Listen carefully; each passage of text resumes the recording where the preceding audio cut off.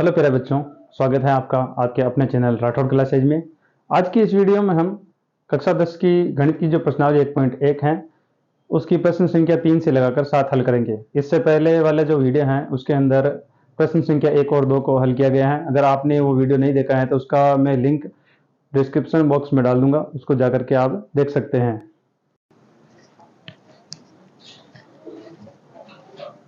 तो आइए देखते हैं तीसरा प्रश्न। प्रश्न संख्या 3 है, अभाज्य गुणनखंड विधि द्वारा निम्नलिखित पूर्णांकों के एचसीएफ और एलसीएम ज्ञात कीजिए। इसमें जो पहला प्रश्न है, पहला है 12, 15 और 21। पहले हम इनके अभाज्य गुणनखंड करेंगे। 12 का अभाज्य गुणनखंड मैं यहाँ पे कर रहा हूं। 2 का भाग लगाएंगे, 6 बार जाता है। वापिस 2 का भाग लगाएंगे, 3 बार जाता है। अब 3 का भाग लगाएंगे, 1 बार जाता है। वैसे 15 का करेंगे, 15 में 2 का भाग नहीं जाता, 3 का भाग जाता है, तो 3 का भाग लगाएंगे, 5 बार जाता है। वैसे अब 5 का भाग लगाएंगे, 1 बार जाता है। इसका हो गया। अब 21 का करेंगे। 21 में भी 3 का भाग जाता है, 3 7 21। अब 7 का भाग जाएंगे, 1 बार। यानी कि इसको हल करेंगे तो 12 के अभाज्य गुणनखंड हो जाएंगे 2 इंटू 2 इंटू 3,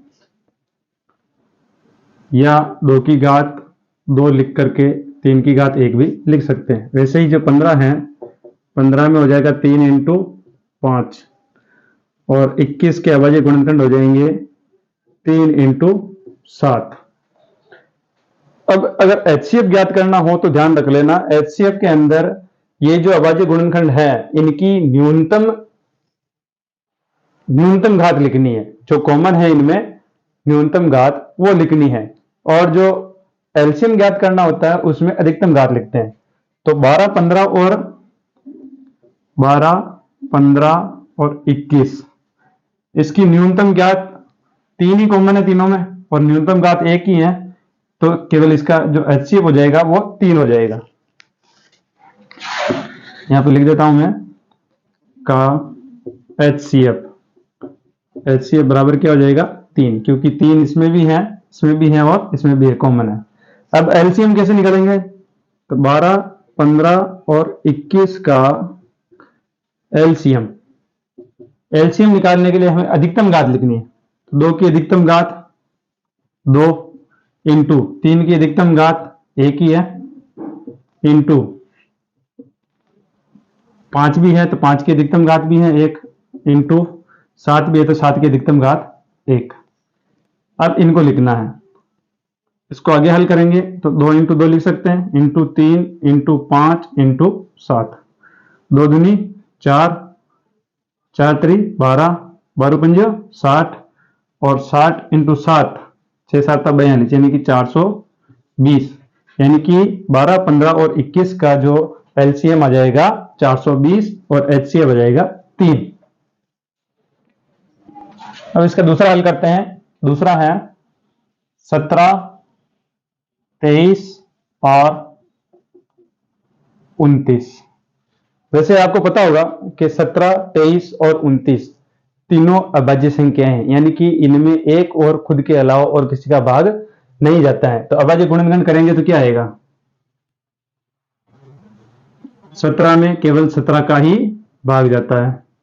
वैसे ही 23 में केवल 23 का ही भाग जाता है, और 29 में भी केवल 29 का ही भाग जाता है। इसके अलावा एक का भाग और जाता है इनमें, यानी कि एक और स्वयं के अलावा और किसी का भाग नहीं जाता, वो अभाज्य संख्या है। तो ये सारी क्या है? अभाज्य संख्या है। अब 17 को हम लिख सकते हैं 1 इंटू 17, क्योंकि 17 एकम भी 17 ही होता है। 23 को भी 1 इंटू 23 लिख सकते हैं, और 29 को भी हम 1 इंटू 29 लिख सकते हैं, क्योंकि 1 से गुणा करेंगे तो भी इनमें कोई परिवर्तन नहीं होने वाला है। तो अब इनमें कॉमन क्या है? 1 है, यानी कि जहां पर कुछ भी कॉमन नहीं हो वहां पर 1 होता है। तो 17 यहां पर लिखेंगे हम, 17, 23 और 29 का एचसीएफ बराबर क्या हो जाएगा 1, क्योंकि कॉमन एक ही है। ठीक है, और एलसीएम निकालेंगे तो 17, 23 और 29 का एलसीएम कैसे निकालेंगे? इनको गुणा करना सबको, 17 इंटू 23 इंटू 29। चलो गुणा कर लेते हैं।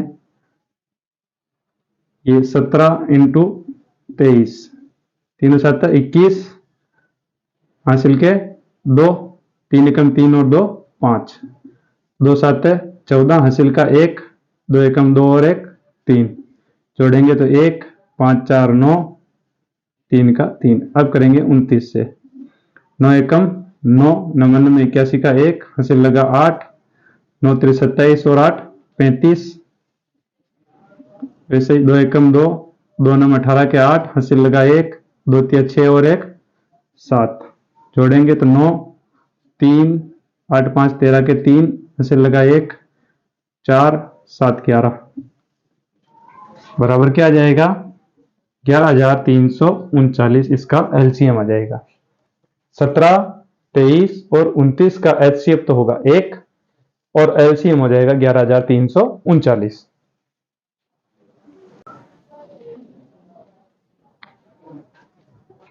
अब तीसरे का तीसरा देख लेते हैं। तीसरे का तीसरा है 8 9 और 25। वही प्रक्रिया वही है। 8 का अपन अभाज्य गुणनखंड करेंगे, 2 का भाग जा रहा है 4 बार, वापिस 2 का जा रहा है 2 बार, वापिस 2 का जा रहा है 1 बार।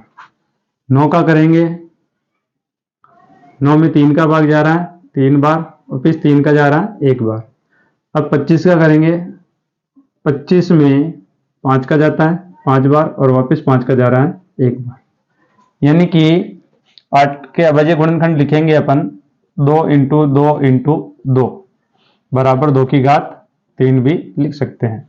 वैसे ही 9 को लिखेंगे 3 इंटू 3 बराबर 3 की घात 2, और 25 के अभाज्य गुणनखंड लिखेंगे 5 इंटू 5 बराबर 5 की घात 2।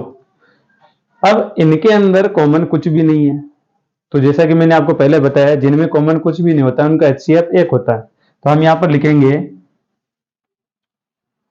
8 9 और 25 का एचसीएफ बराबर क्या हो जाएगा 1 हो जाएगा। अब निकालेंगे इनका एलसीएम, तो 8 9 और 25 का एलसीएम, जो अधिकतम घात होती है वही लिखनी है। तो 2 की अधिकतम घात 3 इंटू 3 की अधिकतम घात 2 इंटू 5 की अधिकतम घात 2। आगे इनको अगर वो खोल के लिखते हैं तो 2 into 2 into 2 into 3 into 3 into 5 into 5 लिख सकते हैं। गुणा करते हैं, 2 दूनी 4, 4 दूनी 8, 8 तरी 24, 24 तिया 72, 72 को 5 से गुणा करते हैं, 72 को 5 से गुणा करते हैं, 5 दूनी 10 का 0 हासिल का 1, 5 7 35 और 1 36, 360। वापिस इसको 5 से गुणा करते हैं, 1 और 5 है इसलिए 0, 5 छंग 30 का 0 हासिल के 3, 5 तरी 15 और 3 18, यानी कि कितने आ गए 1800। तो 8 9 और 25 का जो एचसीएफ है वो तो होगा 1 और एलसीएम हो जाएगा 1800।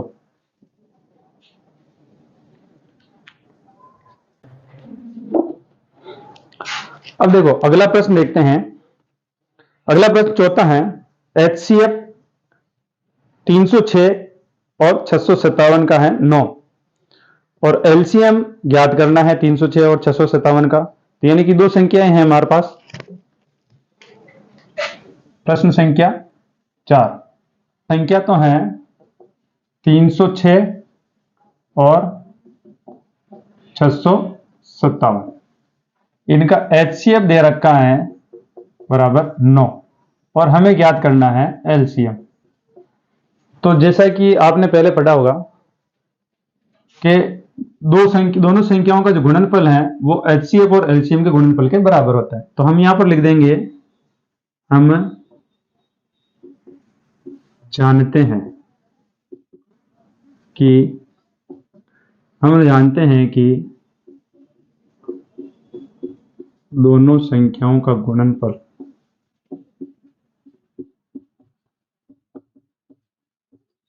गुणनफल बराबर एचसीएफ इंटू एलसीएम।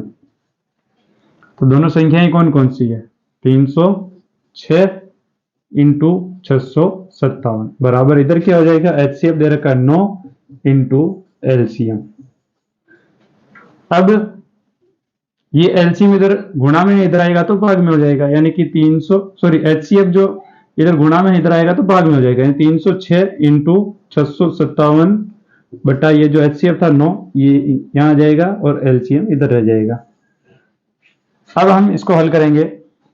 3 का भाग इसमें जाता है, इसमें भी जाता है, 3 तरी 9, इसमें 3 एकम 3 0 3 दूनी 6, वापिस इसमें 3 का भाग जा रहा है, 3 एकम 3, इसका भाग लगाएंगे 3 तरी 9 बच्चा 1 3 चौक 12। अब हो गए 34 और 657, यानी क्या बचा? एलसीएम बराबर ऐसे लिख सकते हैं अपन 34 इंटू 657, इनको गुणा कर लेते हैं।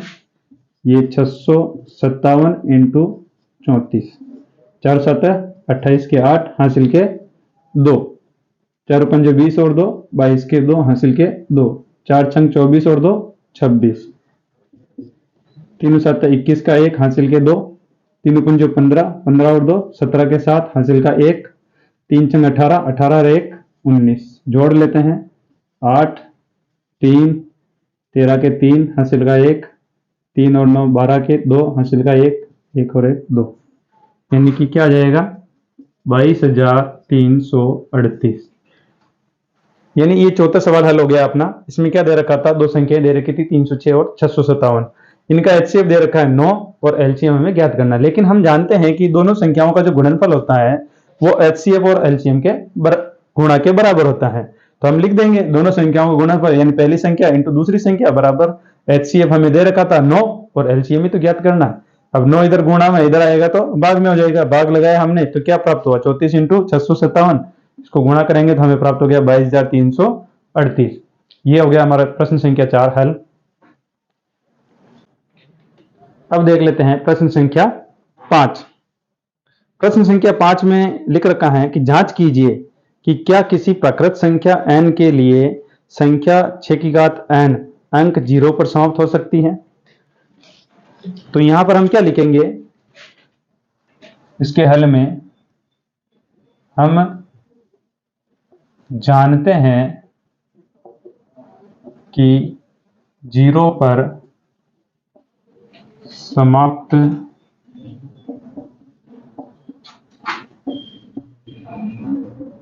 होने वाली संख्या 10 से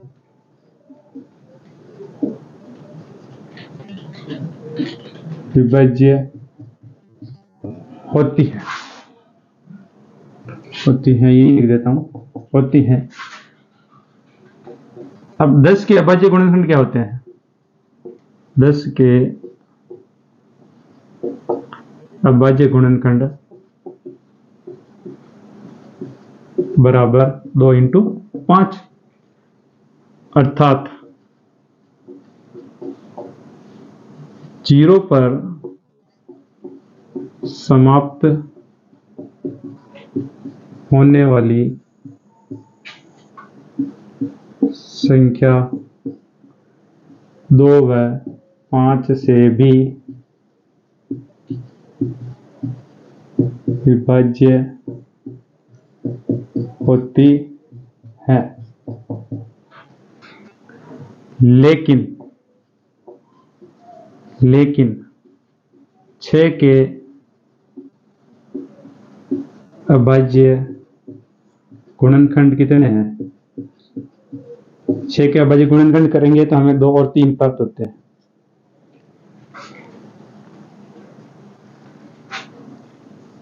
जहां 5 नहीं है। इसलिए किसी प्राकृत संख्या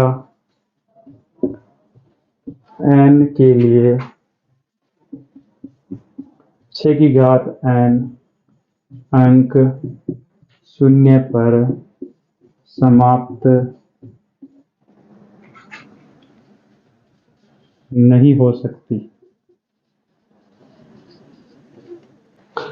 अगर यहां पर अभाज्य गुणनखंड में 2 के साथ 5 और आ जाता तो वो 6 की घात n अंक शून्य पर समाप्त हो सकती थी, लेकिन यहां पर अभाज्य गुणनखंड में 2 के साथ 3 है, 5 नहीं है।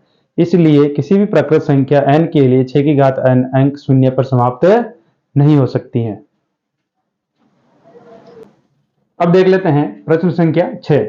प्रश्न संख्या 6 में लिख रखा है कि व्याख्या कीजिए कि 7 × 11 × 13 प्लस 13 और 7 × 6 × 5 × 4 × 3 × 2 × 1 प्लस 5 भाज्य संख्याएं क्यों है।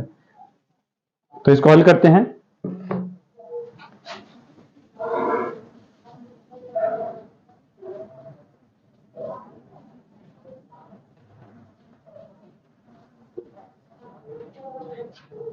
पहली संख्या है 7 × 11 × 13 प्लस 13। अब यहां पर आप देख सकते हैं कि ये दो पद हैं, प्लस से दो पद हो रहे हैं अलग, प्लस और माइनस से ही पद अलग होते हैं। तो यहां पर दो पद हैं, 7 × 11 × 13 प्लस 13, ये दो पद हैं। तो दोनों में 13 कॉमन है, तो हम जो कॉमन है उसको बाहर ले लेते हैं। 13 को कॉमन ले लिया तो कोष्टक में क्या बच गया, 7 × 11 प्लस यहां पर 13 बाहर निकल गया तो क्या बच गया, 1। यहां कुछ नहीं बचता, वहां पर 1 बचता।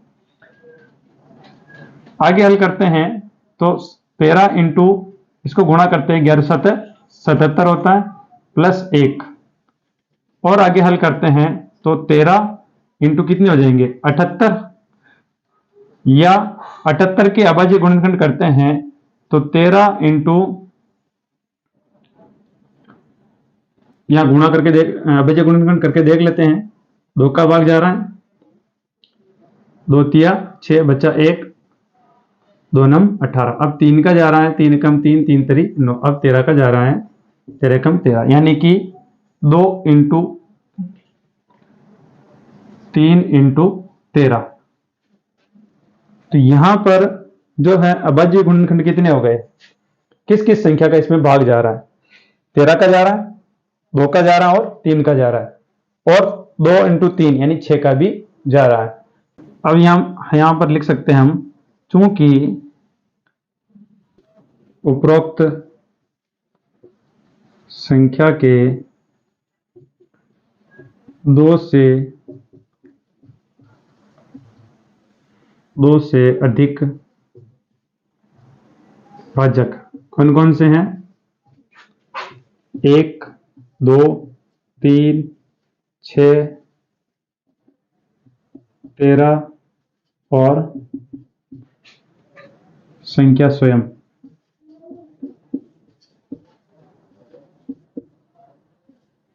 है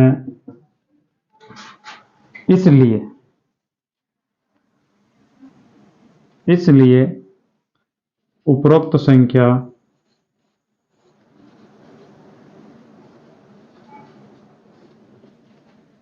भाज्य है। भाज्य संख्या की यही विशेषता होती है कि उसमें 2 से अधिक संख्याओं का भाग जाता है, और अभाज्य संख्या जो होती है उसमें 2 से ज्यादा संख्याओं का भाग नहीं जाता, एक तो 1 का और एक स्वयं संख्या का। तो यहां पर 1 से ज्यादा भाजक यानी 1 से ज्यादा संख्याओं का भाग जा रहा है, इसका मतलब यह संख्या भाज्य है। अब देख लेते हैं इसकी दूसरी संख्या। दूसरी संख्या क्या है इसकी, 7 × 6 × 5 × 4 × 3 × 2 × 1 प्लस 5।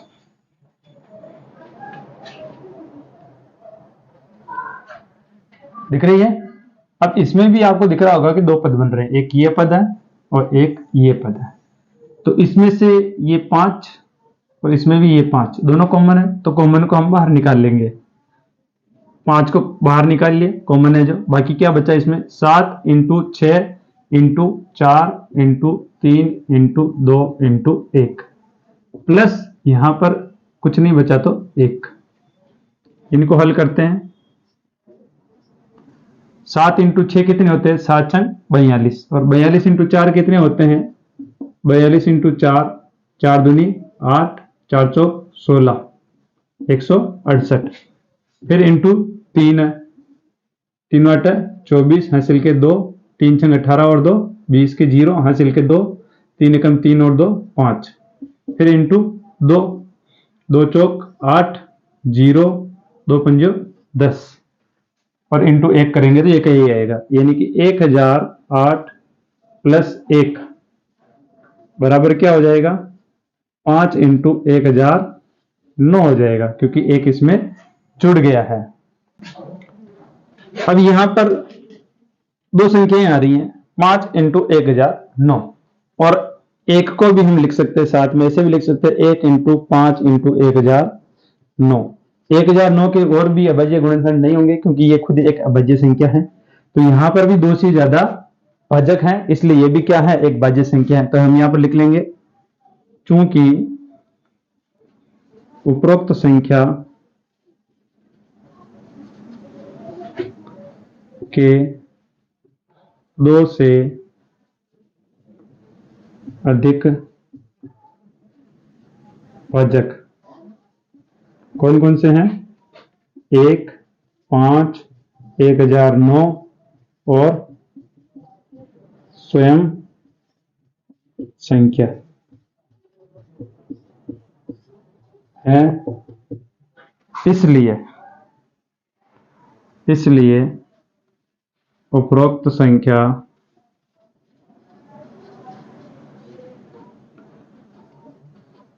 भाज्य है।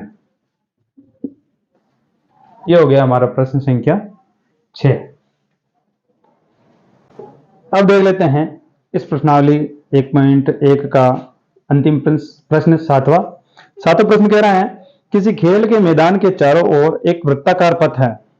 क्या है, एक वृत्ताकार पथ है। ये खेल का मैदान है जिसके चारों ओर एक वृत्ताकार पथ है। इस मैदान का एक चक्कर लगाने में सोनिया को 18 मिनट लगते हैं। मानना कि ये सोनिया है, इसको कितना, एक चक्कर पूरा लगाने में कितना समय लगता है, 18 मिनट लगते हैं। और जबकि इसी मैदान का एक चक्कर लगाने में रवि को 12 मिनट लगते हैं। माना कि दूसरे नंबर पर रवि है, तो रवि को ये चक्कर पूरा लगाने में कितना समय लग रहा है, 12 मिनट लग रहे हैं।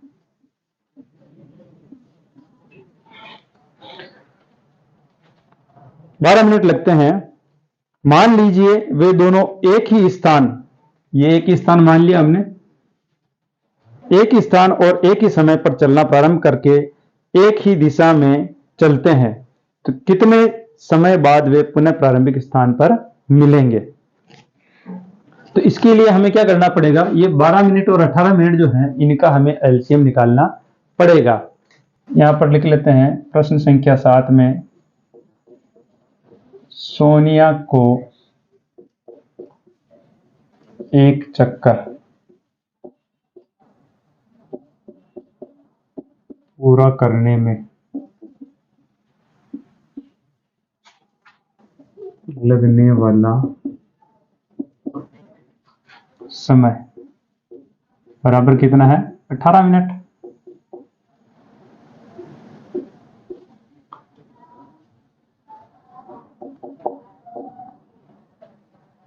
और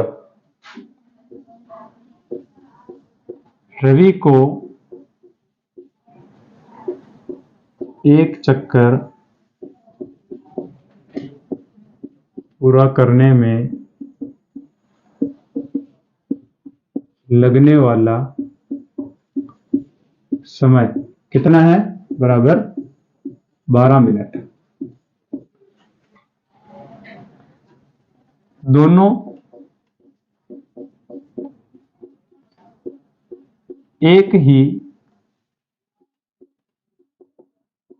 स्थान से एक ही समय पर एक ही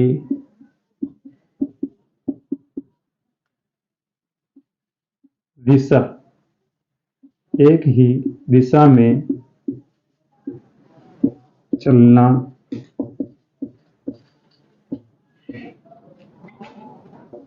प्रारंभ करते हैं तो दोनों के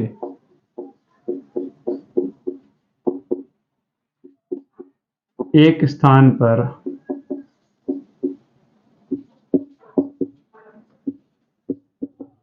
पुनः मिलने का समय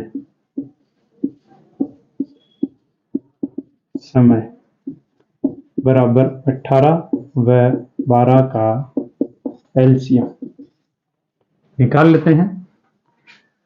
18 के अभाज्य गुणनखंड करेंगे, 2 का भाग जा रहा है 9 बार, अब 3 का जा रहा है 3 बार, अब 3 का जा रहा है 1 बार।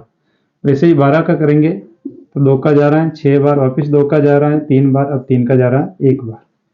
यानी कि अभाज्य गुणनखंड 12 के तो हो जाएंगे 2 इंटू 2 इंटू 3 और 18 के हो जाएंगे 2 इंटू 3 इंटू 3। अधिकतम घात लिखेंगे इनकी, 2 की घात 2 हो जाएगी इंटू 3 की घात 1 बराबर इधर 2 की घात 1 इंटू 3 की घात 2। तो अधिकतम घात लिखनी होती है एलसीएम में, तो 12 व 18 का एलसीएम। तो अधिकतम घात कितनी थी, 2 की तो थी 2 इंटू 2 की घात 2 और 3 की थी 3 की घात भी 2। इसको आगे खोल के लिख सकते हैं 2 इंटू 2 इंटू 3 इंटू 3। गुणा करेंगे तो 2 दूनी 4, 4 तरी 12 और 12 36, यानी कि 36 आ रहे हैं। यानी कि ये वापिस 36 मिनट के बाद एक ही स्थान पर दोनों मिल जाएंगे। अतः यहां पर लिख देता हूं मैं, अतः 36 मिनट बाद दोनों पुनः एक स्थान पर मिलेंगे। यह हो गया इस प्रश्नावली का अंतिम प्रश्न। अगर आपको वीडियो अच्छा लगा हो तो एक बार वीडियो को लाइक और शेयर कर दीजिए ताकि दूसरे भी इसका लाभ ले सकें। और अभी तक आप इस चैनल पर नए हैं तो एक बार चैनल को सब्सक्राइब करके बेल आइकन को हिट कर दें ताकि जैसा ही नया वीडियो में बनाऊं उसका नोटिफिकेशन आपको मिल सके और आप उसका लाभ ले सकें।